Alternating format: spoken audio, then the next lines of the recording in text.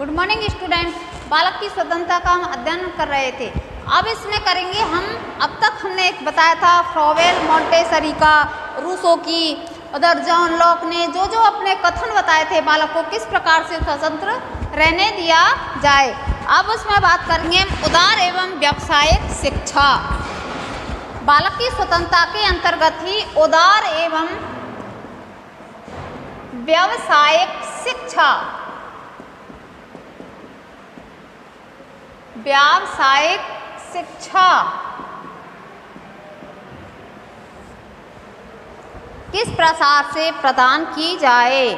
यदि हम शिक्षा के इतिहास का अध्ययन करें तो उदार शिक्षा की मांग बाह्य भौतिक लक्ष्य, भौतिक पदार्थों को, भौतिक चीज़ों को प्राप्त करना उदार शिक्षा के द्वारा ग्रहण की जाती है। भौतिक वस्तुओं का उत्पादन, धंधा प्राप्त करना आदि शिक्षा के विरोध में रखी गई थी। इस प्रकार शिक्षा के लिए नीति थी, व्यावसायिक प्रशिक्षण की नहीं। शिक्षा के लिए एक नीति थी जबकि व्यवसाय के लिए कोई शिक्षण व्यवस्था नहीं थी। उदार एवं व्यावसायिक शिक्षा। आर.एस. पीटर कहते हैं कि उदार शिक्षा का कार्य इस प्रकार की शिक्षा से देना चाहिए जो केवल बाह्य लक्ष्य की प्राप्ति बने पाठ्यक्रम का विरोध करे। आर.एस. पीटर, उन्होंने कहा है इस प्रकार की शिक्षा देनी चाहिए, इस प्रकार की शिक्षा देनी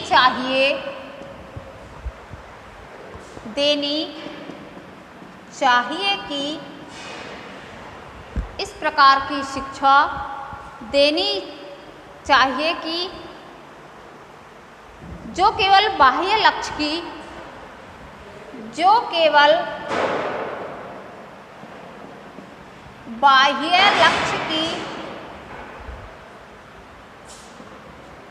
बाह्य लक्ष्य की, जो केवल बाह्य लक्ष्य की प्राप्ति के लिए बने पाठ्यक्रम को, प्राप्ति के लिए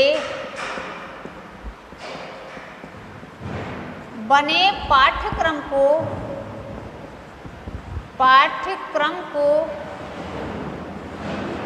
प्राप्ति के लिए बने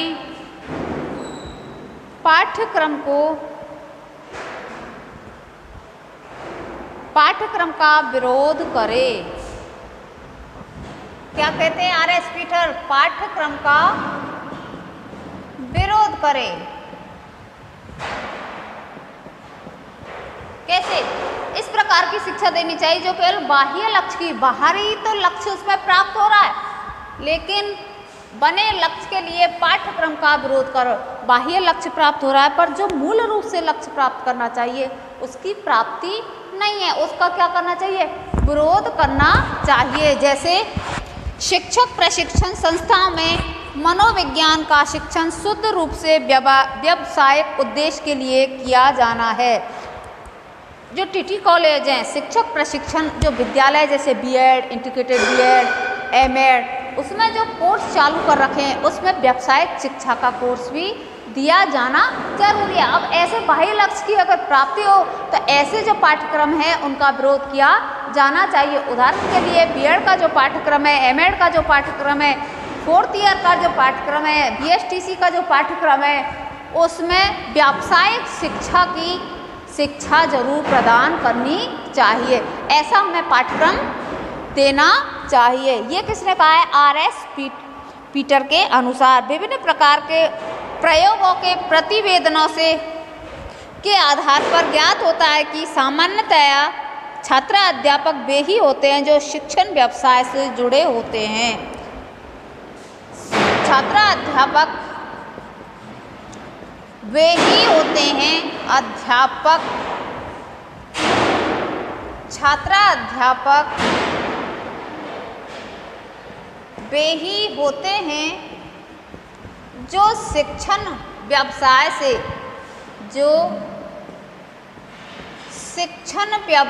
से जुड़े होते हैं, जुड़े होते हैं। किसने कहा ये R.S. पीटर ने कहा है कि आमतौर पे या सामान्यतः वे छात्र अध्यापक मुख्य रूप से होते हैं जो शिक्षण व्यवसाय से जुड़े रहते हैं। बाह्य लक्ष्य की जो प्राप्ति करता है वो मुख्य जो लक्ष्य होता है उसकी प्राप्ति नहीं करते। इनसे यह भी सीखने की अपेक्षा की जाती है कि शिक्षण अभ्यास में अधिक कुशलता से सामग्री का प्रयोग कर सके।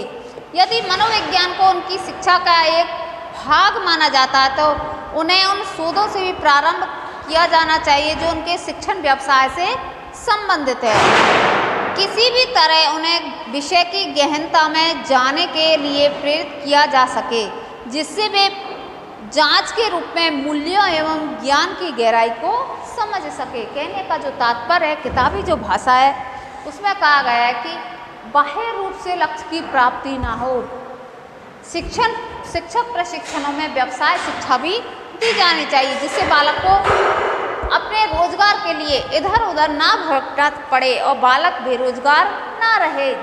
व्यवसाय की शिक्षा अगर बालक को दी जाएगी तो बालक हर शिक्षण क्षेत्र में हर कार्य में कुशलतापूर्वक कार्य कर सकता है। अब इसके बाद आता है उदारता। व्यावसायिक शिक्षा एवं दूसरा जो पॉइंट आता है वो आता है उदारता। अब उदारता के भिन्न भिन्न वैज्ञानिक हैं, भिन्न भिन्न विद्वान हैं, वो अपने अलग अलग परिभाषाएं देते हैं, उदारता के अलग अलग अर्थ बतलाते हैं। अब उदारता है क्या?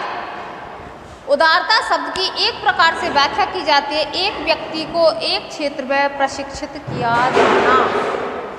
एक व्यक्ति को एक क्षेत्र में प्रशिक्षित किया जाना। जैसे कृषि। अब एक जो व्यक्ति है उसको किसी एक क्षेत्र में विशेष पर्टिकुलर एक क्षेत्र विशेष की जानकारी देना उदारता के अर्थ के अंतर्गत आता है। लेकिन फिर भी यह विश्व को अन्य रूप से देखने में सक्षम हो। विश्व को मतलब और भी इसमें क्या क्या टेक्निक काम में ली जा सकती है, किस प्रकार से हम कृषि को आगे बढ़ा सकते हैं, कृषि कार्य करने के लिए और कौन कौन से कार्य हैं ऐसे जिससे हमारी रोजगार अच्छा बढ़े, कृषि के कार्य अलग हो, नए नए नवाचार क्या क्या आए हैं कृषि को उत्पन्न करने के लिए, वो सारी चीज़ों को उसमें सक्षम होना ये उदारता के अंतर्गत आता है। इससे वे अपने कार्य को सामाजिक, ऐतिहासिक, सौंदर्यात्मक पक्ष को भी ग्रहण कर सके। उदार शिक्षा के कुछ समर्थकों का कहना है कि एक क्षेत्र में प्रशिक्षित करने के अतिरिक्त अन्य प्रकार से विचार करने के लिए एक सीमा तक सभी क्षेत्रों में प्रशिक्षित किया जाना। सभी क्षेत्रों में प्रशिक्षित किया जाना। अन्य विद्वान कहते हैं कि एक तो कहता है एक क्षेत्र विशेष के योग में, दूसरा विद्वान कहता है कि अन्य इस क्षेत्र में तो होना ही होना चाहिए पर्टिकुलर, पर सभी जो और क्षेत्र हैं उसमें भी प्रशिक्षित किया जाना। ये उदारता के रूप में उदार शिक्षा को देखने का एक दूसरा तरीका कुछ विद्वान अक्सर कहते हैं, और अलग अलग विद्वानों के अर्थ अलग है, तो कुछ विद्वान अलग कहते हैं उदारता होती क्या है। अक्सर कहा जाता है व्यावसायिक प्रशिक्षण उदारवादी होना चाहिए। व्यावसायिक जो शिक्षा है, शिक्षण है, व्यावसायिक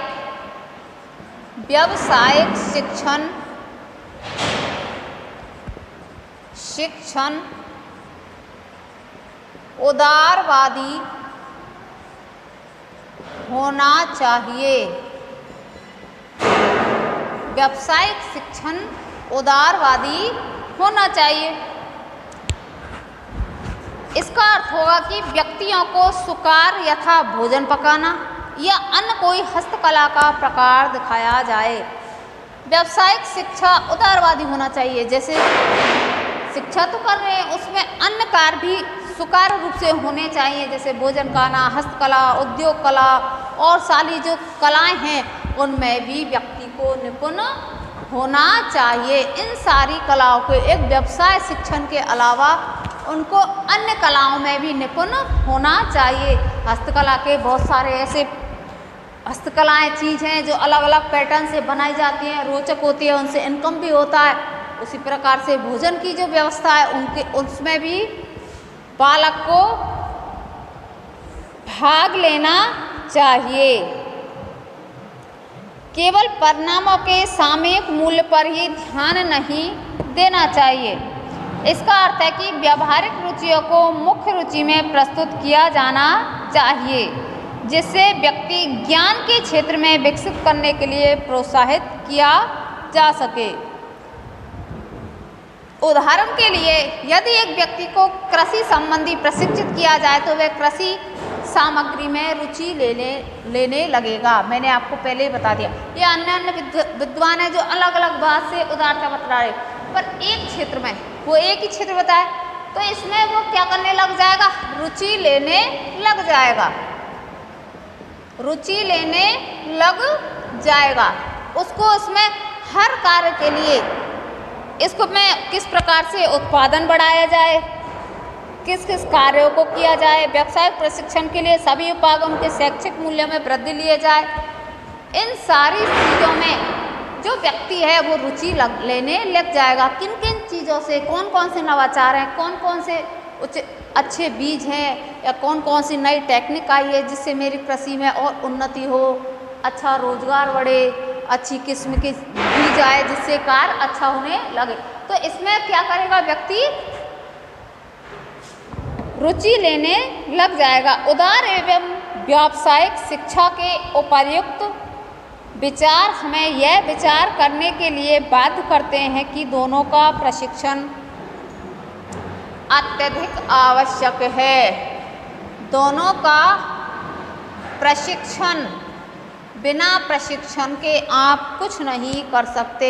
उदार एवं व्यावसायिक शिक्षा के दोनों के विचारों को हम अगर रखें तो ये हमें बाध्य करते हैं सोचने के लिए या विचार करने के लिए बाध्य करते हैं कि दोनों का ही प्रशिक्षण अत्यधिक आवश्यकता है। जैसे आप व्यावसायिक शिक्षा का कोर्स आप बालकों को जब वो शिक्षक प्रशिक्षण की ट्रेनिंग ले लेते होते हैं, जैसे बीएड, एमएड और जो 4th ईयर का आजकल इंटीग्रेटेड चल रही है, जो बीएससी बीएड चल रही है या फिर एसटीसी चल रही है, उनमें आप व्यावसायिक शिक्षा को दे सकते हैं। और कृषि के क्षेत्र में जो नवीन आप उनको व्यवसाय देना चाहते हो, कृषि के क्षेत्र में पहुंचाना चाहते हो, उनके लिए भी आपको समय समय पर प्रशिक्षण दिया चाहिए। अब हमारे क्षेत्र में ये नवीन टेक्निक आएगी, अब कृषि के लिए ये नए टेक्निक आ रहे, तो उनके लिए आपको कृषकों को प्रशिक्षण देना चाहिए। इन बातों से ये तथ्य निकल कर आते हैं। शिक्षाविदों का ऐसा लक्ष्य बनाने की आवश्यकता है कि उदारतापूर्ण व्यावसायिक शिक्षा हो, जिससे व्यक्ति अपने प्रशिक्षण क्षेत्र में व्यापक दृष्टिकोण रख सके। जिससे व्यक्ति उदारतापूर्ण व्यावसायिक शिक्षा होनी चाहिए और व्यक्ति अपने क्षेत्र में क्या रखे, व्यापकता रख सके। ये तो बात हो गई उदार एवं व्यावसायिक शिक्षा की, बालक की स्वतंत्रता के ही अंतर्गत। अब इसके बाद आती है दंडात्मक। दंड, अनुशासन एवं दंड। अनुशासन क्या है और दंड के द्वारा, जैसे शारीरिक दंड, मानसिक दंड। दंड भी कई प्रकार के होते हैं, शारीरिक अनुशासन एवं दंड। शारीरिक दंड भी होता है जो बालक को मारा पीटा जाता है डंडे के माध्यम से, और मानसिक दंड होता है बालक को ऐसी खरी खोटी बातें सुनाना, बालक मानसिक रूप से तनाव में लेता है। ये भी एक दंड का प्रकार, ये सबसे बुरा दंड होता है। बालक इसमें पागल भी हो जाता है, बालक एकदम स्ट्रेस ले जाता है दिमाग में, तो बालक को साइलेंट रूप से बालक एकदम बहुत बुरी हालत हो जाती है। अब अनुशासन एवं दंड में अफ्रीका की स्थिति में दंड शब्द का अर्थ शारीरिक दंड से लिया जाता है।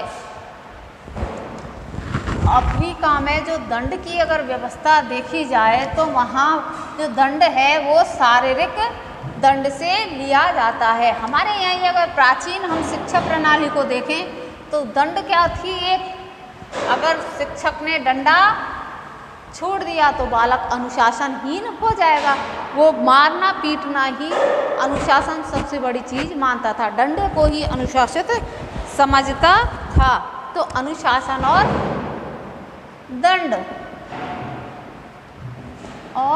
दंड अफ्रीका में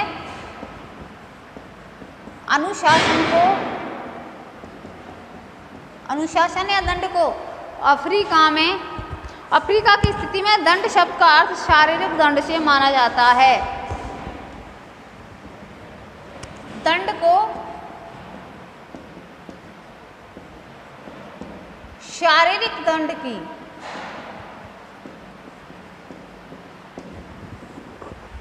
दंड है उसको शारीरिक दंड के रूप में माना जाता है। यदि हम भारतीय विद्यालय में शारीरिक दंड की आवश्यकता पर विचार करना चाहें तो यह स्पष्ट रूप से कहेंगे कि डंडे को अगर छोड़ दो तो बालक उद्दंड हो जाएगा। डंडे की मार से ही बालक अनुशासित रहना सीखेगा।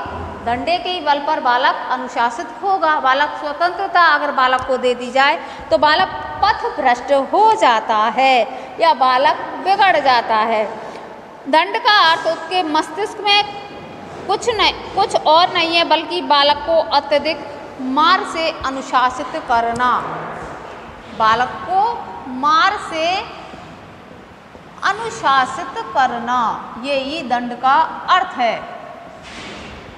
बालक को एक तानाशाही रूप में, तानाशाही तो वही बालक को मारना, एक तानाशाही जबरदस्ती जवाब देना। तो तानाशाही जैसे हिटलर हुआ था, प्रशासनिक व्यवस्था वाले विद्यालय में प्रधानाध्यापक आदर्श आचार्य स्टाफ पर नियंत्रण करता है तथा उनका निर्णय लेने की प्रक्रिया में कोई सहयोग नहीं लिया जाता। इस प्रकार के सभी स्थानों पर छात्रों को नियंत्रित करने के लिए दंड को ही नियंत्रण के साधन के रूप में माना जाता है। छात्रों को दंडे के द्वारा नियंत्रित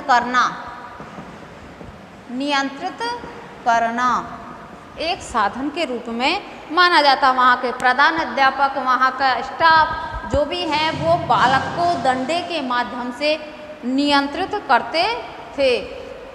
ये एक अच्छा अनुशासित करने का साधन माना है, जो आज की स्थिति को देखते हुए बिल्कुल विपरीत है। प्राचीन काल से चली आ रही है परंपरागत अनुशासन की जो व्यवस्था थी, वर्तमान स्थिति में बालक की ये जो अनुशासन की समस्या है वो बिल्कुल विपरीत है। आज के बालक को आप दंडे से नहीं मार सकते हो। शिक्षा नीति में बालक को मारना बिल्कुल ही वर्जित है। बालक को आप दबा नहीं सकते, बालक को आप डरा नहीं सकते हो, बालक को आप धमका भी नहीं सकते हो। बालक को प्यार के द्वारा आप सिखला सकते हो, बालक को प्यार के द्वारा आप सिखा सकते हो। वर्तमान समय में दो शैक्षिक अक्सर सामान्य वार्तालाप व्यवहार में दंड का तात्पर्य नियंत्रण के उद्देश्य से ही समझा जाता है, किंतु सामान्य रूप में हम बालक को अगर दंड का आशय बताते हैं तो नियंत्रण करना, ये जरूर थोड़ी है बालक को मार पिटाई के द्वारा सीधा करना। बालक को प्यार से भी समझा सकते हो, बालक को कुछ ऐसे शब्द भी बतला सकते हो, अगर ये कार्य आप ऐसे करोगे तो गलत होगा, ये कार्य अगर आप ऐसा करोगे तो ये गलत होगा, इस काम को करना चाहिए। तो बालक को प्यार से भी आप समझा सकते हो। वर्तमान स्थिति के अनुसार बालक को प्यार से ही समझाया जाता है, किंतु विद्यालय एवं संस्थाओं में जहाँ आंतरिक मूल्य से विकसित करने का परंपरागत समझौता होता है, जिससे व्यक्ति का सामान्य जीवन में साथ साथ जी सके, इस हेतु जीवन के सामाजिक तरीकों की अपेक्षा नैतिक तरीकों को महत्व दिया जाता है। इसलिए अनुशासन एवं नियंत्रण को सामान्य तौर पर समान समझा जाता है, जो कि समानार्थक नहीं है। दंड को नियंत्रण एवं अनुशासन एक तो बालक को अनुशासित रहना सिखाना, अनुशासन और एक नियंत्रण, ये क्या समझ लिया, दोनों को समान समझना, दोनों को समान रूप से समझना, जो आमतौर पर बिल्कुल ही समान रूप से समानार्थक नहीं है। वर्तमान समय में दो शैक्षिक प्रयत्नों में निरंतर विवाद होता रहा है स्वतंत्रता और अनुशासन। लोलक कभी स्वतंत्रता की ओर झूलता है तो कभी अनुशासन की ओर।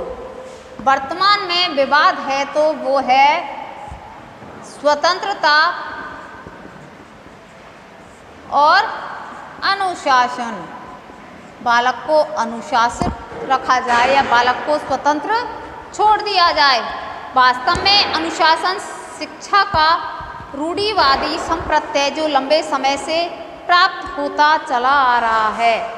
ये रूढ़िवादी शब्द है जो प्राचीन काल से चला आ रहा है। बालक को अनुशासित रहना, बालक को अगर दंड दे दिया तो वो धूप में 12 घंटे खड़ा रहेगा तो एक पैर पे 12 घंटे ही खड़ा रहेगा। जो दमनात्मक प्रक्रिया थी जो हमारी प्राचीन काल से चली आ रही है, वर्तमान काल में इस प्रक्रिया को बिल्कुल ही निषेध कर दिया है। बालक को अनुशासित नहीं, बालक को स्वतंत्रता में रहने दिया जाए। प्राचीन शिक्षाविद यह मानते थे कि वांछनीय लक्ष्य की प्राप्ति के लिए बालक की प्रकृति में परिवर्तन एवं सुधार करना कर्तव्य का ही भाग है। बालक को लक्ष्य प्राप्ति के लिए, किसकी प्राप्ति के लिए?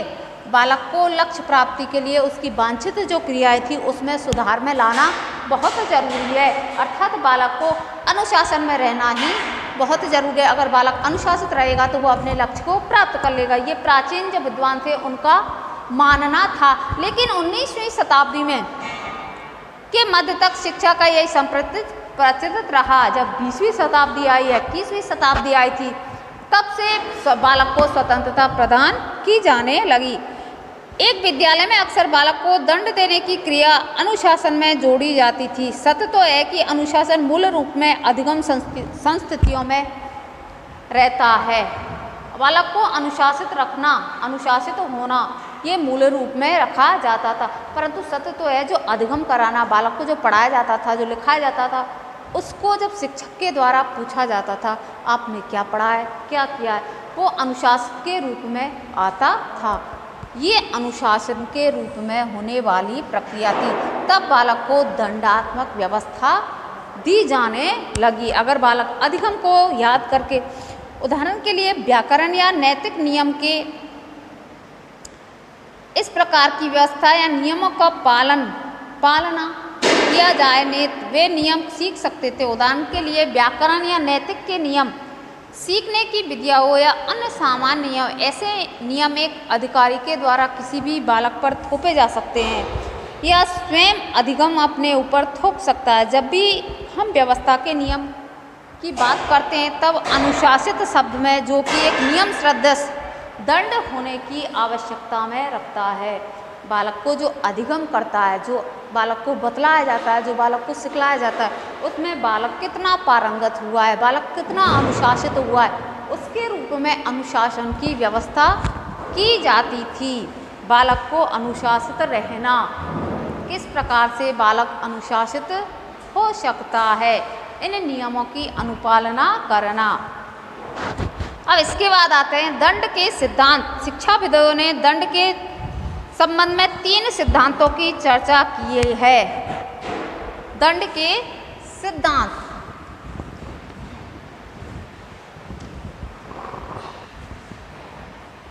तीन सिद्धांतों की परिचर्चा की है।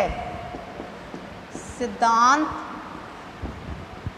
3 सिद्धांतों की। पहला सिद्धांत प्रतीकारार्थ।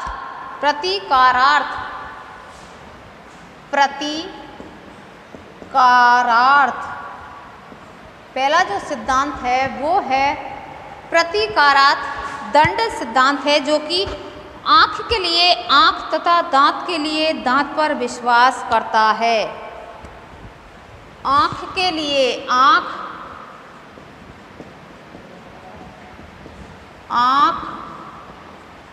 तथा दांत के लिए दांत पर विश्वास करता है। समझे इसका अर्थ? अर्थात बर्बरतापूर्ण, बर्बरपूर्ण जो दंडात्मक जो व्यवस्था थी, जो सिद्धांत था, सबसे भयंकर था। आँख के लिए आँख और दांत के लिए दांत देने पर विश्वास करता है। यह बर्बर अवस्था का मानवीय अवशेष है। बहुत ही क्रूरता के लिए बालक ने कुछ दंड कर दिया, तो अगर आपने ये गलती की तो आँख की जगह आँख ही देनी पड़ेगी, दांत की जगह दांत ही दिया जाएगा। इतना बर्बरपूर्ण दंडात्मक व्यवस्था। दूसरी थी निवारणात्मक निवारणात्मक। इसका अर्थ है जो कुछ अधिक सभ्यता के लिए है, जो कुछ अधिक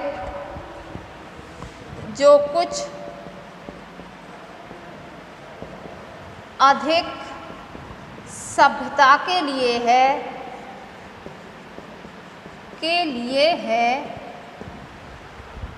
जो कुछ अधिक सभ्यता के लिए है, जिसका विचार अनचाहे कार्यों के लिए, जिसका विचार अनचाहे कार्यों के लिए, जिसका विचार अनचाहे कार्यों को रोकने से, कार्यों को करने से रोकना, कार्यों को करने से रोकना। दूसरा जो दंडात्मक सिद्धांत है वो है जो कुछ अधिक सभ्यता के लिए है, अधिक सभ्यता के लिए है, जिसका विचार अनचाहे कर्मों को रोकने से अर्थ से है निवारणार्थ। और तीसरा जो सिद्धांत है वो है सुधारार्थक। तीसरा जो सिद्धांत है वो है सुधारार्थक। सुधारार्थक में दंड सिद्धांत जो कि सबसे पहले अधिक समझ जाता है, सबसे पहले समझ जाना।